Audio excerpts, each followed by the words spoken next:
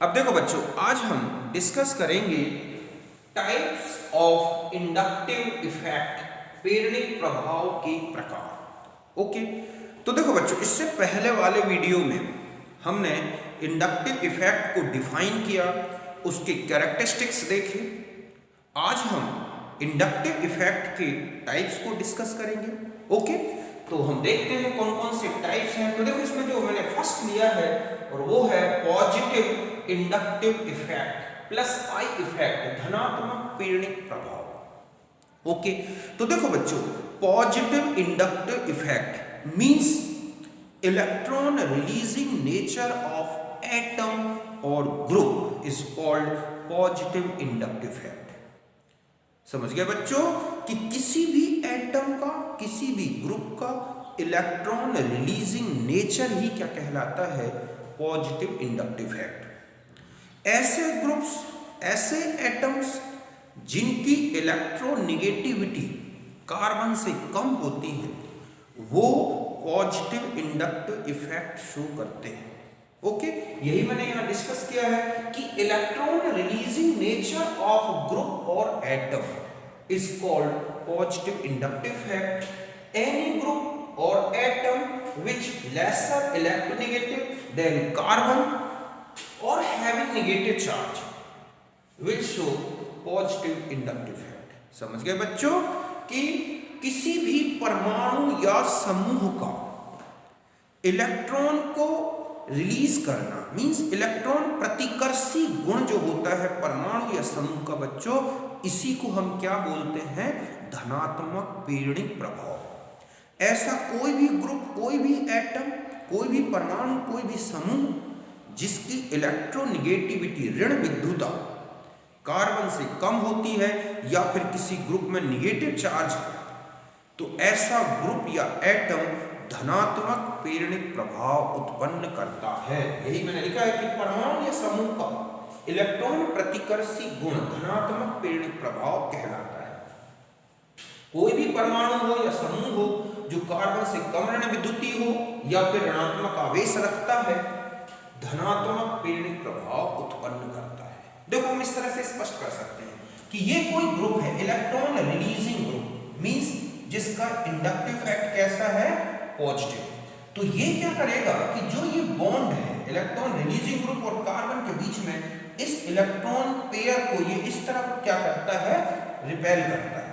ऐसे में इस कार्बन में नेगेटिव चार्ज बढ़ेगा। जैसे इस कार्बन में नेगेटिव चार्ज बढ़ता है, वो इलेक्ट्रॉन डेंसिटी इस तरफ शिफ्ट होती है और इस तरह से पूरी कार्बन चेन में ट्रांसमिट हो जाती है। ध्यान रखें कि यहाँ पर जो नेगेटिव चार्ज है, टोटल पार्शियल नेगेटिव चार्ज पूरी चेन में जो आ रहा है, उसका सम पार्शियल पॉजिटिव चार्ज, या कहें कि इस इलेक्ट्रॉन का जो इलेक्ट्रॉन विड्रॉइंग नेचर है उसके बराबर होगा। और इस तरह से ये कार्बन चेन में 2 या 3 कार्बन के बाद कोई विशेष इफेक्ट नहीं रखता, मींस 2-3 कार्बन तक ही इफेक्टिव होता है। तो इस तरह से इलेक्ट्रॉन रिलीजिंग नेचर ही क्या कहलाता है बच्चों?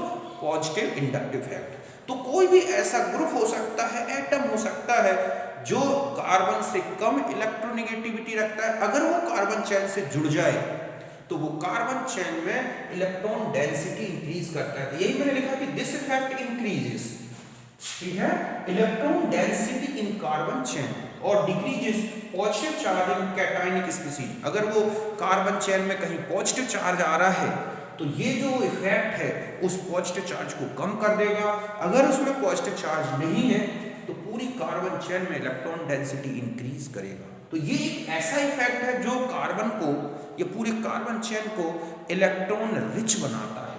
समझ गए बच्चों कि यह प्रभाव कार्बन श्रृंखला में इलेक्ट्रॉन घनत्व बढ़ाता है या धनायन होने पर धनावेश को कम कर देता है। ओके, तो पहले आप इसे नोट करें।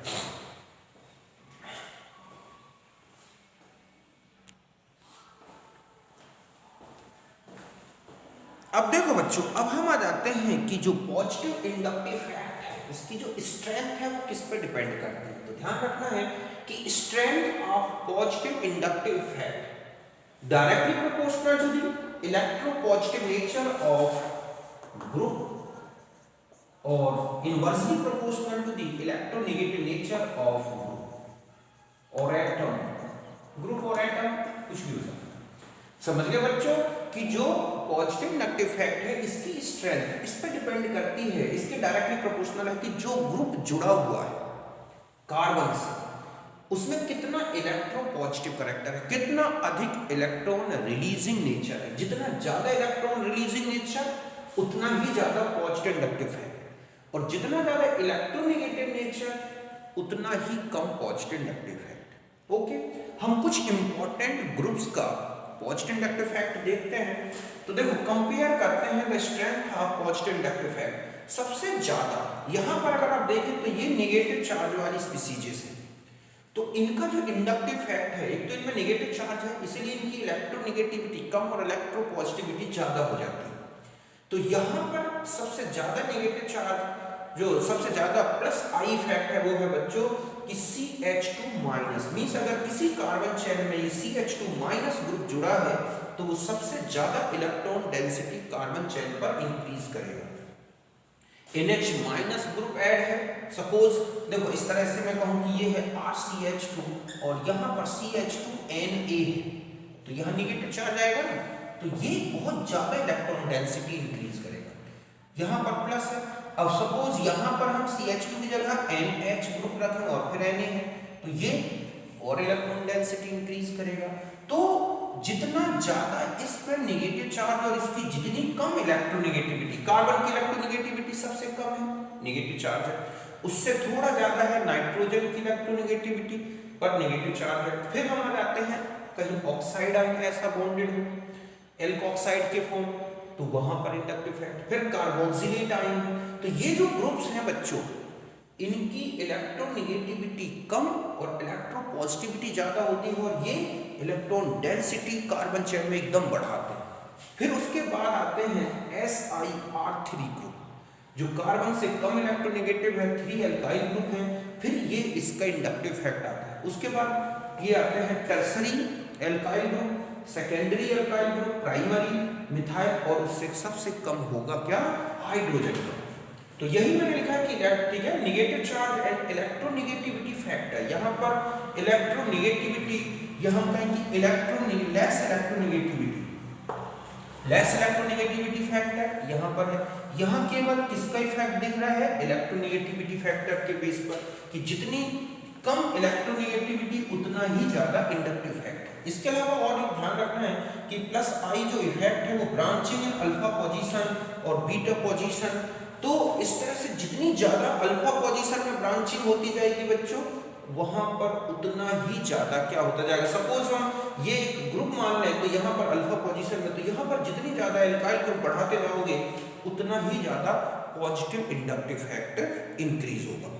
इसको मैं एग्जांपल से बता देता हूँ। देखो जैसे ये लिखा हुआ है कि आप कैसे समझें कि यहाँ पर पॉजिटिव इंडक्टिव इफेक्ट इफेक्टिव है, तो आप ऐसे समझ सकते हैं कि ये कार्बन चेन है CH2 और यहाँ Na, ये प्लस है और ये माइनस, तो ये इंडक्टिव इफेक्ट ऐसे इफेक्टिव करेगा कि यहाँ पर आप देख रहे हैं कि ये नेगेटिव चार्ज है, ठीक है। फिर लिखा है RCH2NHNA, तो यहाँ नेगेटिव चार्ज है, तो ये इंडक्टिव इफेक्ट बहुत ज्यादा इफेक्टिव होगा। जस्ट ऐसा ही आ जाए RCH2CH2ONA, तो यहाँ माइनस यहाँ प्लस है, तो इस तरह से इंडक्टिव इफेक्ट का डायरेक्शन आएगा। फिर हम यहाँ आ जाए RCH2CH2COONA, तो ये इंडक्टिव इफेक्ट ऐसा होगा बच्चों।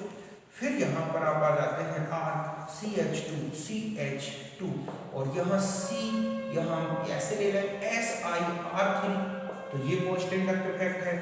और ठीक है CH2CH2CR3 ये हो जाएगा। फिर इसी तरह से आप और आगे ग्रुप जोड़ के बता सकते हैं कि किस तरह से ये जो ग्रुप्स हैं वो एल्काइल ग्रुप से भी कहीं ज्यादा पॉजिटिव इंडक्टिव इफेक्ट आते हैं। क्यों? क्योंकि यहाँ पर नेगेटिव चार्ज आता है, ये अपने नेगेटिव चार्ज को क्या करना चाह रहे हैं, पूरे में डिस्ट्रीब्यूट कर देते हैं। कहाँ?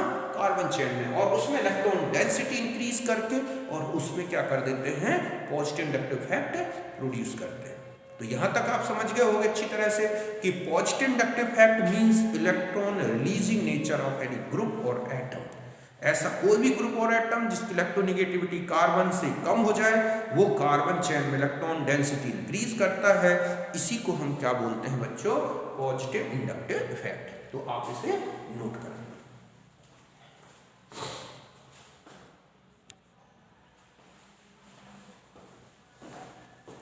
अब देखो बच्चों, अब हम आ जाते हैं, नेक्स्ट है negative inductive effect, minus I effect, ऋणात्मक पीड़ित प्रभाव।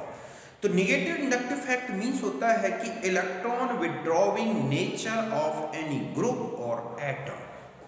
समझ गए बच्चों कि किसी भी ग्रुप या एटम का इलेक्ट्रॉन विड्रॉविंग नेचर ही क्या कहलाता है? उसका माइनस आई इफेक्ट।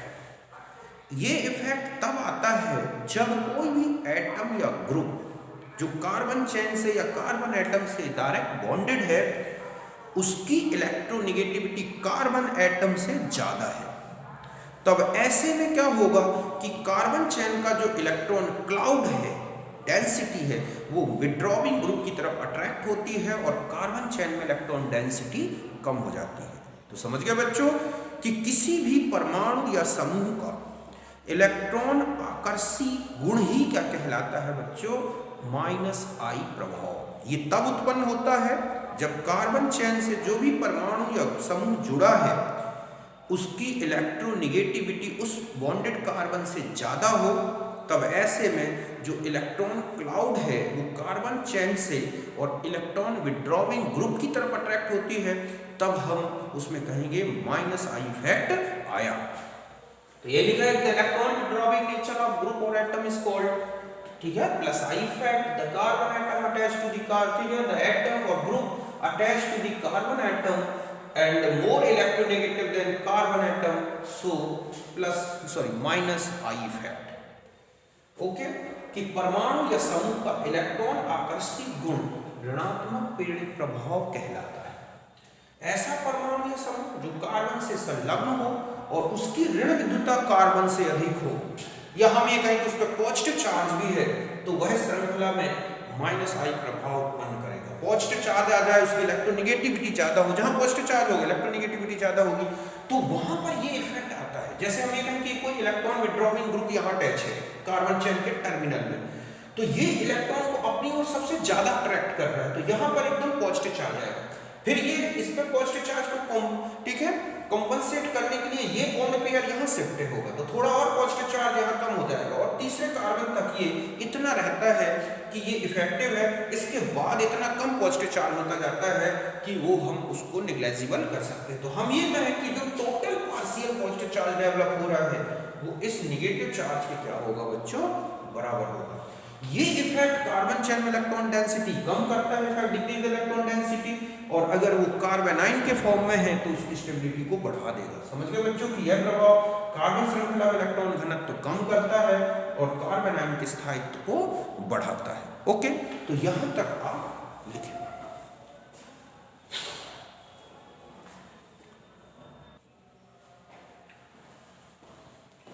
अब देखो बच्चों, अब यहां हम आ जाते हैं strength of negative inductive effect. समझ गए बच्चों कि माइनस आई प्रभाव की शक्ति, कि जो माइनस आई प्रभाव है वो किन फैक्टर्स पे डिपेंड करता है? एक, इलेक्ट्रोनेगेटिविटी ऑफ ग्रुप और एटम, जितना ज्यादा इलेक्ट्रोनेगेटिव ग्रुप और एटम उतना ही ज्यादा माइनस आई इफेक्ट। समझ गए बच्चों, परमाणु समूह की ऋण विद्युतता या धनावेश और पॉजिटिव चार्ज ऑफ एटम और ग्रुप, या फिर उस एटम में पॉजिटिव चार्ज हो तो भी माइनस आई इफेक्ट इफेक्टिव होता है। और इनवर्सली प्रोपोर्शनल है इलेक्ट्रोपॉजिटिव कैरेक्टर। इसके अलावा ठीक है, और बस ये यहाँ पर अगर हम बॉन्ड एंगल भी ले लें एस परसेंटेज कैरेक्टर, तो भी इनके डायरेक्टली प्रोपोर्शनल है। जितना ज्यादा ग्रुप्स के बीच का बॉन्ड एंगल होगा, ध्यान रखें, उतना ज्यादा माइनस आई इफेक्ट। जितना ज्यादा एस परसेंटेज कैरेक्टर होगा उतना ज्यादा minus I effect. S percentage character का बॉन्ड एंगल इंक्रीज होने से एस परसेंटेज कैरेक्टर इंक्रीज होता है। एल्कीन, एल्काइन और एल्केन, तो सबसे ज्यादा बॉन्ड एंगल किसमें होगा बच्चों? एल्काइन में, इसलिए सबसे ज्यादा उसकी इलेक्ट्रोनेगेटिविटी ग्रुप की होती है, फिर उससे कम एल्कीन और उससे कम एल्केन में। तो आप इस बेस पर भी समझ सकते हैं। इसके अलावा इलेक्ट्रोनेगेटिविटी अगर आप ग्रुप को देखनी है तो एस परसेंटेज करेक्टर देख लें, साइज देख लें, एटम की ऑक्सीडेशन स्टेट देख लें, इन सबके डायरेक्टली प्रोपोर्शनल। समझ के बच्चों कि जो परमाणु या समूह की जो ऋण विद्युता है इलेक्ट्रोनेगेटिविटी, वो उस परमाणु में एस करेक्टर देखें कितना ज्यादा है, जितना ज्यादा एस करेक्टर उतनी ज्यादा इलेक्ट्रोनेगेटिविटी। जैसे एल्कीन में आप देखते हैं, एल्काइंस में देखते हैं, एल्कीन में, ठीक है, उनमें एस करेक्टर देख के आप कंपेयर कर सकते हैं। साइज देख लें एटम की, क्लोरीन, फ्लोरीन, ब्रोमीन, आयोडीन, जितना छोटा साइज उतनी ही ज्यादा इलेक्ट्रोनेगेटिविटी। ऑक्सीडेशन स्टेट, जितना ज्यादा पॉजिटिव चार्ज ऑक्सीडेशन स्टेट उतना ही ज्यादा उसका इलेक्ट्रोनेगेटिविटी। अब हम कुछ ग्रुप की कंपेयर करते हैं। जैसे इंपॉर्टेंट नंबर 1 में ये ग्रुप आते हैं NF3, यहाँ इलेक्ट्रोनेगेटिविटी फैक्टर भी है और पॉजिटिव चार्ज भी है। NR3 और NH3 में NR3 की इलेक्ट्रोनेगेटिविटी ज्यादा है बच्चों, क्योंकि NR3 में बॉन्ड एंगल ज्यादा है एल्काइल ग्रुप के बीच में रिपल्सन के कारण, जिससे इसका जो S परसेंटेज करेक्टर है वो इसके S परसेंटेज करेक्टर से ज्यादा है। तो यहाँ पर मैंने लिख लिया है NR3 ग्रेटर देन NH3। ऐसा इसलिए है क्योंकि यहाँ दोनों में पॉजिटिव चार्ज है, लेकिन यहाँ एल्काइल ग्रुप का बॉन्ड एंगल ज्यादा है तो परसेंटेज करेक्टर ज्यादा है। परसेंटेज करेक्टर ज्यादा है तो इसकी इलेक्ट्रोनेगेटिविटी ज्यादा है, तो इसकी इलेक्ट्रोनेगेटिविटी यहाँ आती है। फिर Sr2+ में आती है, इसकी इलेक्ट्रोनेगेटिविटी तो इससे ज्यादा है। और फिर आता है NH3। ये समझ गए ना कि किस तरह से, अभी मैं इन ग्रुप को अटैच करके बताऊंगा कि किस तरह से ये इंडक्टिव इफेक्ट प्रोड्यूस करते हैं। फिर हम आ जाते हैं सेकंड नंबर में NO2, CN और CHO के बीच में। यहाँ NO2 की पॉजिटिव चार्ज ऑक्सीडेशन स्टेट ज्यादा है, फिर और कम NCC, ऐसा याद कर लें। तो ड्यू टू ऑक्सीडेशन स्टेट, तो यहाँ पर ऑक्सीडेशन स्टेट का फैक्टर है। थर्ड में आ जाए साइज एंड इलेक्ट्रोनेगेटिविटी, तो फ्लोरीन, क्लोरीन, ब्रोमीन, आयोडीन में सबसे ज्यादा इलेक्ट्रोनेगेटिव नेचर किसका है बच्चों? फ्लोरीन का, इसलिए सबसे ज्यादा -I इफेक्ट है। तो ये -I इफेक्ट का डिक्रीजिंग ऑर्डर में है। जस्ट ऐसा ही SH, OH, CH, triple bond CH means C triple bond CH, फिर बेंजीन रिंग, फिर NH2, फिर डबल बॉन्ड, ये इसकी जो होता है -I इफेक्ट का ऑर्डर है। ओवरऑल अगर आपको कंपेयर करना है कि ओवरऑल किस तरह से आप बता सकते हैं, तो ध्यान रखें कि मैंने जिस ऑर्डर में नंबर दिए हैं उसी ऑर्डर में, मतलब सबसे ज्यादा इंडक्टिव इफेक्ट फर्स्ट ग्रुप वालों का होता है, मतलब इनमें ये ऑर्डर है। फिर उसके बाद सेकंड ग्रुप वालों का होता है, ये है। फिर थर्ड ग्रुप में आ जाए और जो है ये है फोर्थ ग्रुप में। और इससे कम इंडक्टिव इफेक्ट किसका है बच्चों? हाइड्रोजन का। तो इस तरह से ये ऑर्डर ओवरऑल हो गया कि इनका overall order. Negative inductive effect देखना है तो ये देखें, 1 में ये है, 2 में ये है, फक्कल बरिएट, NCC, इनको इस तरह से याद रख लें। और ये बाकी SON ऐसे याद रखें। ये जो ग्रुप है S, फिर O, फिर N, ओके। फिर आपने देखा है C, मतलब ये एक एक्सेप्शन हटा दें दो तो ये एक ऑर्डर दिख रहा है। इस तरह से -I इफेक्ट दिखता है। अब देखो, जैसे आपसे कहा जाए कि इनमें कैसे आप बताओगे कि कैसे, तो ये लिखा है मान लो सपोज RCH2 CH2 और यहाँ NF3 बॉन्डेड है, तो ये जो इफेक्ट है इस तरह से, ओके, ये सबसे ज्यादा इफेक्टिव होगा। फिर हम आएंगे RCH2 CH2 NR3+, ऐसे दिखेगा। फिर RCH2 CH2 SR2+, और फिर हम ऐसा लिखेंगे RCH2 CH2 NH3। तो ये इंडक्टिव इफेक्ट -I इफेक्ट का डिक्रीजिंग ऑर्डर दिख रहा है। तो इस तरह से ग्रुप जो है कार्बन चेन में अगर बॉन्डेड हैं तो सबसे ज्यादा -I इफेक्ट इन ग्रुप्स का होता है, उसके बाद इन ग्रुप्स का, फिर हेलोजेंस का, फिर ये ग्रुप्स हैं। हमें ज्यादातर इनसे ज्यादा ग्रुप की जरूरत नहीं है, और भी हो सकते हैं जैसे कार्बोक्सिलेट ग्रुप है, एस्टर ग्रुप है, हैलाइड ग्रुप है, तो हमें मेनली इन ग्रुप्स की डिस्कस करेंगे। तो यहां तक आप अच्छी तरह समझ गए होंगे कि इन ग्रुप्स का किस तरह से -I इफेक्ट आता है, तो यहां तक नोट करें।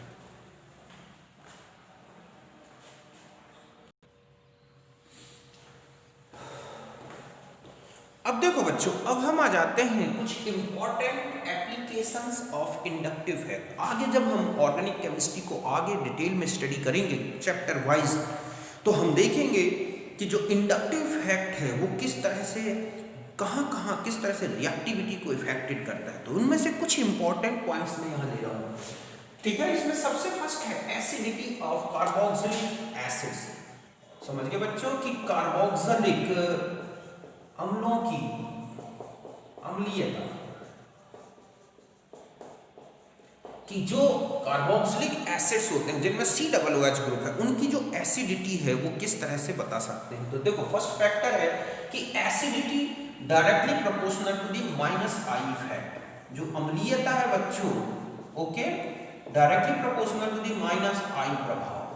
ऐसा इसलिए है क्योंकि जो स्टेबिलिटी ऑफ कार्बोक्सिलेट आयन है बच्चों, कार्बोक्सिलेट आयन वो डायरेक्टली प्रोपोर्शनल होती है -I इफेक्ट। मैंने अभी बताया था कि -I इफेक्ट हमेशा कार्बन आयन को स्टेबल बनाता है। तो कार्बोक्सिलेट आयन जो होता है, ठीक है, कार्बोक्सिलेट आयन जितना ज्यादा स्टेबल होगा बच्चों,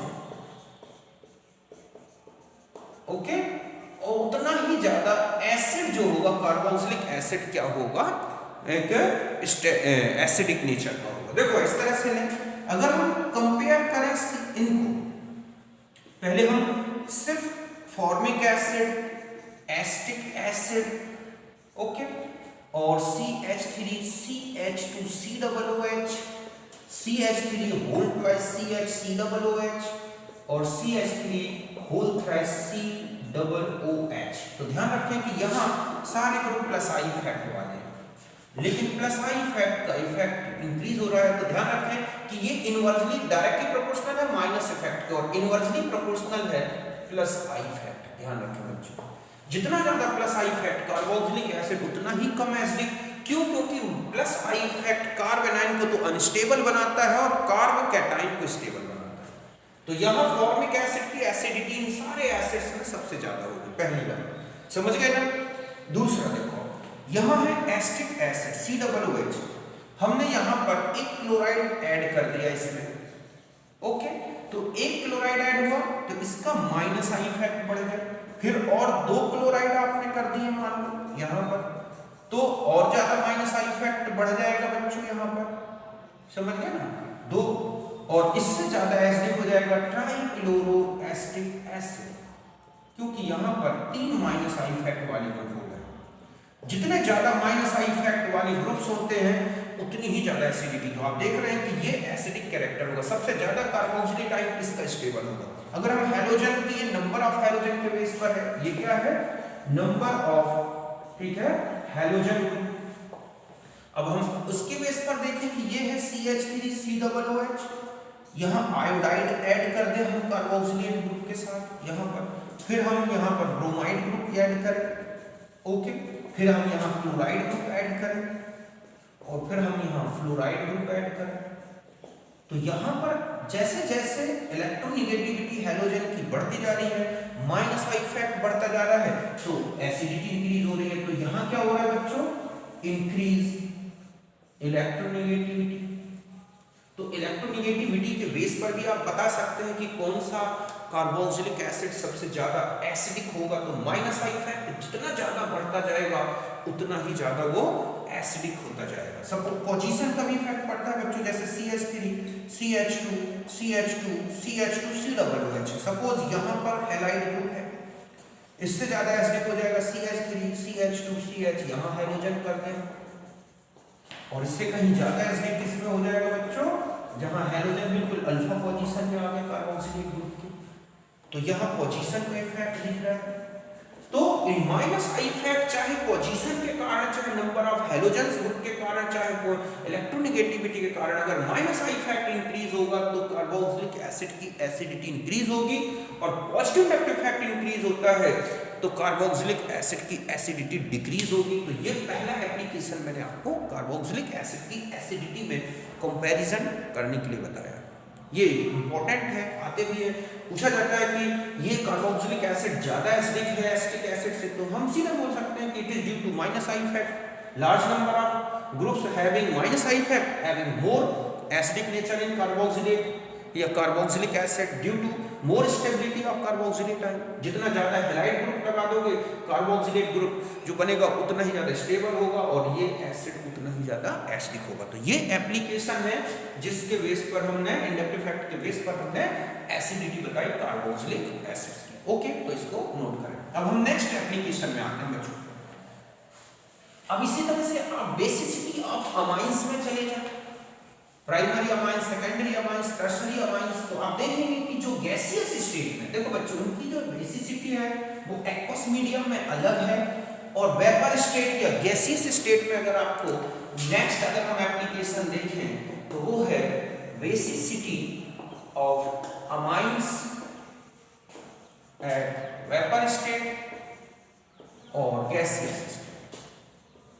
ओके, तो देखो ये इस तरह से ध्यान रखना है कि जो बेसिसिटी है of amines, okay, directly proportional to the plus I effect, because electron density जो होती है, electron density in nitrogen atom directly proportional to the plus I effect. समझ गए बच्चों कि एमिनो की जो क्षारीयता है, एमिनो की क्षारीयता वाष्प अवस्था, आपसे पूछी गई हो कि वाष्प अवस्था में इनका ऑर्डर बताएं, तो ये ध्यान रखना है कि जो एमिनो की क्षारीयता है, एमिनो की क्षारीयता वो डायरेक्टली प्रोपोर्शनल है प्लस आई प्रभाव। ऐसा क्यों? क्योंकि नाइट्रोजन में जो इलेक्ट्रॉन घनत्व बढ़ता है, नाइट्रोजन में इलेक्ट्रॉन घनत्व वो है प्लस आई प्रभाव। ऐसा क्यों? क्योंकि नाइट्रोजन में इलेक्ट्रॉन डेंसिटी बढ़ेगी तो नाइट्रोजन में इलेक्ट्रॉन डोनेटिंग नेचर बढ़ जाएगा, और ऐसे में वो अच्छा इलेक्ट्रॉन डोनर होगा। और लुईस, ये कौन सी बेसिसिटी है बच्चों? Lewis base. जैसे ये है NH2, फिर हमें यहाँ पर एक RNH2 प्राइमरी अमाइन, ये क्या है बच्चों? 1 degree amine, 1 degree amine. Okay, फिर हम यहाँ पर 2 डिग्री अमाइन की बात कर रहे हैं, और फिर यहाँ पर हम 3 डिग्री अमाइन की बात कर रहे हैं। तो यहाँ पर जो बेसिसिटी है वो इस ऑर्डर में इंक्रीज होगी। क्यों? क्योंकि आप देख रहे हैं प्लस आई इफेक्ट वाले ग्रुप इंक्रीज होते जा रहे हैं। ये तो यहाँ पर इनकी जो बेसिसिटी का ऑर्डर है, ओके, ये है, और ये तब का है बच्चों जब ये सब गैसियस स्टेट में हो। एक्वस मीडियम में बेसिसिटी और भी फैक्टर्स पे डिपेंड करती है, हाइड्रेशन एनर्जी, कॉन्जुगेशन इफेक्ट, तो हम वहाँ अलग देखेंगे। अभी हमें यहाँ की इंडक्टिव इफेक्ट के बेस पर अगर हमें बेसिसिटी देखनी है तो ये 1 डिग्री अमाइन है, ये 2 डिग्री अमाइन है, ये 3 डिग्री अमाइन है। तो आप देख रहे हैं कि प्राइमरी अमोनिया से सभी ज्यादा बेसिक है।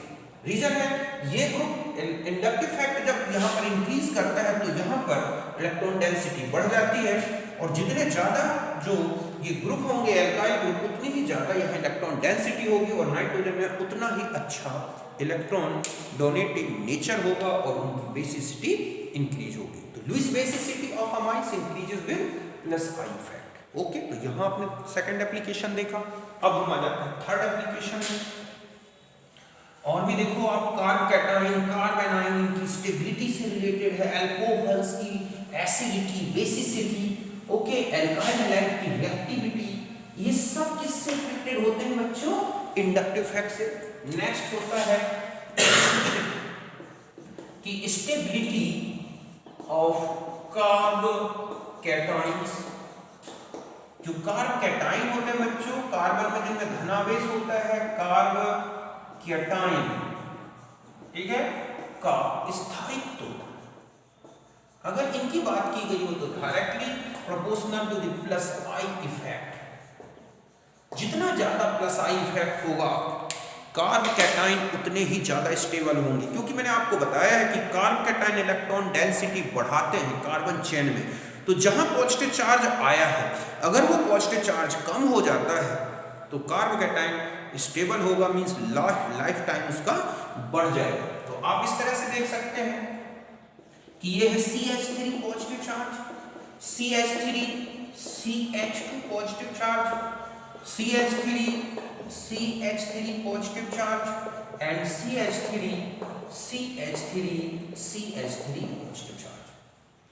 तो हम यहां देखें कि यहां पर केवल हाइड्रोजन है, यहां पर एक मिथाइल ग्रुप ऐड कर दिया जिसका पॉजिटिव इंडक्टिव इफेक्ट है, यहां पर 2 मिथाइल ग्रुप आ गए, ओके, और यहां पर आप देख रहे हैं 3 मिथाइल ग्रुप है।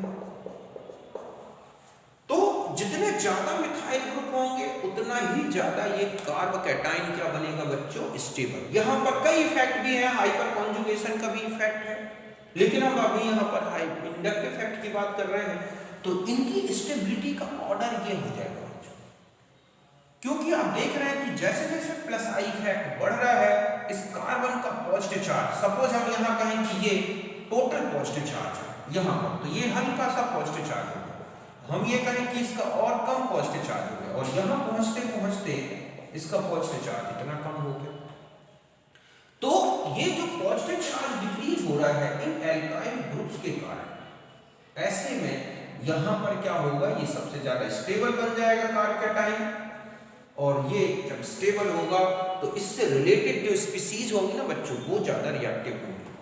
तो कार्बोकैटायन का स्टेबिलिटी प्लस आई इफेक्ट से देखना है, और एक होता है ठीक है स्टेबिलिटी ऑफ कार्ब एनाइंस, तो ये डायरेक्टली प्रोपोर्शनल है बच्चों माइनस आई इफेक्ट।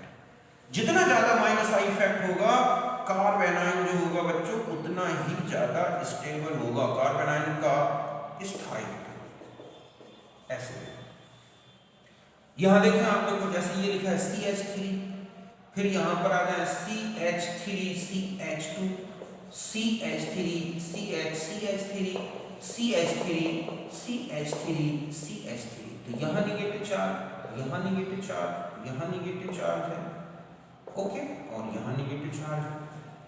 तो यहां पर अगर हम निगेटिव चार्ज की बात करें तो यहां कोई माइनस आई इफेक्ट नहीं है, ना ही प्लस आई है, लेकिन यहां प्लस आई इफेक्ट वाला ग्रुप जुड़ गया, तो inversely proportional two plus I effect, इसका मतलब है ये स्टेबिलिटी आ गई ऑर्डर, ओके, कि यहां पर सबसे ज्यादा नेगेटिव चार्ज है, लेकिन और ज्यादा बढ़ जाएगा क्योंकि तीन एल्काइल ग्रुप्स को ज्यादा बढ़ाएंगे तो इलेक्ट्रॉन डेंसिटी और बढ़ेगी तो स्टेबिलिटी कम होती है। लेकिन अगर हम इसकी बात करें कि CH3 नेगेटिव चार्ज, फिर Cl CH2 negative charge, Cl CHCl negative charge, Cl negative charge, तो हम देखेंगे कि यहाँ स्टेबिलिटी बढ़ रही है क्योंकि ये माइनस आई इफेक्ट, ठीक है, ये ग्रुप माइनस आई इफेक्ट, ये minus I effect, minus I minus I minus I, तो जितने ज्यादा माइनस आई ग्रुप होंगे बच्चों कार्ब एनायन उतना ही स्टेबल होगा, जबकि कार्बोकैटायन में आपको plus I effect, cation positive charge positive inductive effect से स्टेबल होता है, A9 negative charge negative inductive effect से स्टेबल होता है। ध्यान रखें, और यही इनकी रिएक्टिविटी को भी इफेक्टेड करता है। जहां कोई भी स्पीसीज एनाइन के फॉर्म में बन रही है तो ध्यान रखें जहां एनाइन स्टेबल होगा उसको बनाने वाली स्पीसीज उतनी ही ज्यादा रिएक्टिव होगी, और जहां कार्बोकैटायन बन रहा होगा वहां कार्बोकैटायन जितना स्टेबल बनेगा उस स्टेबल कार्बोकैटायन को बनाने वाली स्पीसीज उतनी ही ज्यादा रिएक्टिव होगी। ओके, अभी मैं आपको एक एग्जांपल से बताता हूं। तो पहले कार्बोकैटायन और कार्ब एनायन की जो स्टेबिलिटी है वो इंडक्टिव इफेक्ट से ऐसे हम बता सकते हैं। ओके, नेक्स्ट में आते हैं। अब देखो, अगर हम एल्काइल हैलाइड की रिएक्टिविटी उनमें SN1 SN2 उनकी रिएक्टिविटी का ऑर्डर बताएं तो हम पाएंगे कि इंडक्टिव इफेक्ट से वहां पर भी हम बता सकते हैं कि कौन एल्कोहल या एल्काइल हैलाइड ज्यादा रिएक्टिव होगा। तो यहां पर अगर हम रिएक्टिविटी की बात करें कि reactivity of alkyl halide, okay, तो जो एल्काइल हैलाइड होते हैं बच्चों, एल्काइल हैलाइड की, ठीक है, क्रियाशीलता ये डायरेक्टली प्रोपोर्शनल है प्लस आई इफेक्ट। ऐसा क्यों है बच्चों? क्योंकि इनमें कार्बोकैटायन अगर बनते हैं, कार्बोकैटायन स्टेबल होते हैं प्लस आई इफेक्ट से, तो ये रिएक्टिविटी SN1 के ऑर्डर में है। किसके ऑर्डर में है? कि जहां पर हैलाइड ग्रुप हटता है तो जितने जल्दी हटेगा कार्बोकैटायन बनेगा और उतना ही ज्यादा जो है रिएक्टिव होगा। तो कार्बोकैटायन की जो स्टेबिलिटी है वो प्लस आई इफेक्ट, तो कार्बोकैटायन टर्सरी कार्बोकैटायन को बनाने वाला एल्काइल हैलाइड सबसे ज्यादा रिएक्टिव होगा। मैंने आपको बताया ना, जितना स्टेबल कार्बोकैटायन बनेगा उसको बनाने वाला एल्काइल हैलाइड उतना ही ज्यादा रिएक्टिव होगा। देखो कैसे, पहले तो मैं कार्बोकैटायन की स्टेबिलिटी, जैसे ये लिखा है CH3X, CH3 CH2X, CH3CH CH3X and CH3CH3CH3X, ये इनकी रिएक्टिविटी का ऑर्डर है। मैंने बताया जितना ज्यादा प्लस आई इफेक्ट मिलता जाएगा। ऐसा क्यों? क्योंकि इनमें जब ये हैलाइड हटेंगे तो जो कार्बोकैटायन बनेंगे, समझ गए ना, जैसे इसका कार्बोकैटायन ये है, इससे ज्यादा स्टेबल कार्बोकैटायन बनेगा बच्चों ये, इससे ज्यादा स्टेबल कार्बोकैटायन बनेगा ये, और इससे ज्यादा स्टेबल कार्बोकेटाइन बनेगा, ठीक है, ये वाला ऐसे। तो ये इनकी स्टेबिलिटी का ऑर्डर है कार्बोकेटाइंस का। तो ये इनकी रिएक्टिविटी का ऑर्डर है। तो ये सबसे ज्यादा रिएक्टिव इसलिए है क्योंकि इसका बनने वाली इंटरमीडिएट स्पीसीज सबसे ज्यादा स्टेबल है। तो एल्काइल हैलाइड के अगर SN1 रिएक्शंस का ऑर्डर पूछा गया होगा तो आप देखोगे कि कार्बोकेटाइन, क्योंकि SN1 में कार्बोकेटाइन बनते हैं तो कार्बोकेटाइन सबसे स्टेबल। टर्शरी एल्काइल हैलाइड मतलब ये है 1 डिग्री अल्काइल हैलाइड, ये है 2 डिग्री का एल्काइल हैलाइड, ठीक है, और ये है 3 डिग्री एल्काइल हैलाइड। तो जितने ज्यादा स्टेबल कार्बोकेटाइन से बनेंगे एल्काइल हैलाइड उतना ही ज्यादा क्या होगा, रिएक्टिव होगा। तो एल्काइल हैलाइड की SN1 रिएक्शंस में रिएक्टिविटी का ऑर्डर ये है। SN2 इसके अपोजिट है। SN2 में क्या होता है एक्चुअली बच्चों, एक ट्रांजिशन स्टेट बनती है। तो बड़े अल्काइल ग्रुप अल्फा पोजीशन में आने से वो एक प्रकार का ट्रांजिशन स्टेट बनने में इंटरफेयर करते हैं और यही रीजन है कि उनकी रिएक्टिविटी कम हो जाती है।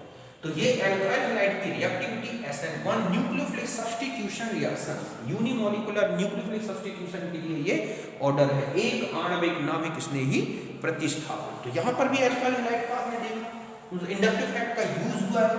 तो हम इनकी रिएक्टिविटी भी positive inductive fact, negative effect इनके बेस पर हम बता सकते हैं। और देखो आप इंडक्टिव फैक्ट के और क्या एप्लीकेशंस हैं, ओके। इसी प्रकार एसिडिटी की बात की गई हो, एसिडिटी ऑफ अल्कोहल्स, ओके। तो अल्कोहल की जो अम्लीयता है, अल्कोहल की अम्लीयता, तो देखो बच्चों अल्कोहल की अम्लीयता का मतलब acidity of alcohol means RO- और H+ बनाना। तो स्टेबिलिटी जो होती है, ध्यान रखें कि stability of RO- directly proportional to the acidity और ये directly proportional to the -I fact. Anion बना, एनाइन को नेगेटिव इंडक्टिव फैक्ट स्टेबल बनाता है, मैंने अभी आपको बताया। एनाइन को नेगेटिव इंडक्टिव फैक्ट, माइनस को माइनस और प्लस को प्लस। तो जहां एनाइन बनते हैं उनको बनाने वाली स्पीसीज उतनी ही ज्यादा रिएक्टिव होगी अगर -I फैक्ट बनता है। तो यहां पर हम देखें CH3OH सबसे ज्यादा एसिडिक होगा, CH3 CH2OH, फिर CH3 होल ट्वाइस CHOH और CH3 होल थ्राइस COH। ये इनकी एसिडिटी का ऑर्डर है बच्चों। एसिडिटी ज्यादा तो एस्ट्रिफिकेशन ज्यादा, मींस इनकी एस्ट्रिफिकेशन का भी ये ऑर्डर है, ओके। अब हम आ जाते हैं बेसिसिटी के बारे में। बेसिसिटी ऑफ अल्कोहल, तो देखो बच्चों बेसिसिटी ऑफ अल्कोहल का मतलब ये है कि इसमें कार्बोकेटाइन बनेगा। तो हम जानते हैं कि जो स्टेबिलिटी ऑफ कार्बोकेटाइन है डायरेक्टली प्रोपोर्शनल होगी +I फैक्ट, मींस जो है बेसिसिटी जो होगी अल्कोहल की वो directly proportional to the I fact. तो जो सबसे ज्यादा स्टेबल कार्बन आयन बनाएगा वो अल्कोहल सबसे ज्यादा बेसिक होगा। तो CH3OH इससे ज्यादा बेसिक होगा CH3, CH2OH इससे ज्यादा बेसिक होगा CH3 होल ट्वाइस CHOH और इससे ज्यादा बेसिक होगा CH3 होल थ्राइस OH। देखें बेसिसिटी से रिलेटेड जो रिएक्शंस हैं जैसे कि इनका डिहाइड्रेशन है, ओके, तो इनके डिहाइड्रेशन का रेट इस तरह से इंक्रीज होता जाएगा। जितना ज्यादा कार्बोकेटाइन स्टेबल बनेगा उसमें उतना ही फास्ट डिहाइड्रेशन होगा। तो ये इनकी बेसिसिटी, डिहाइड्रेशन, निर्जलीकरण जिसको बोलते हैं बच्चों, वो भी इसी डायरेक्टली प्रोपोर्शनल होगा। तो अल्कोहल में डिहाइड्रेशन का रेट प्राइमरी से ज्यादा सेकेंडरी से टर्शरी तक बढ़ेगा। एसिडिटी की बात की गई हो तो अपोजिट है, मतलब एसिडिटी और बेसिसिटी एक दूसरे के इनवर्स में है। जो एसिडिक ज्यादा अल्कोहल तो वो बेसिक का, ओके। तो अल्कोहल्स की एसिडिटी बेसिसिटी बता सकते हैं। एक और एप्लीकेशन देखते हैं बच्चों इसका इंडक्टिव फैक्ट का, और वो आएगा आप देखोगे कि इस पे डिपेंड करेगा कि जो एल्डिहाइड कीटोन्स हैं, आप देखोगे एल्डिहाइड कीटोन्स की जो रिएक्टिविटी है वो भी इंडक्टिव फैक्ट से अफेक्टेड होती है, ठीक है। Reactivity of aldehyde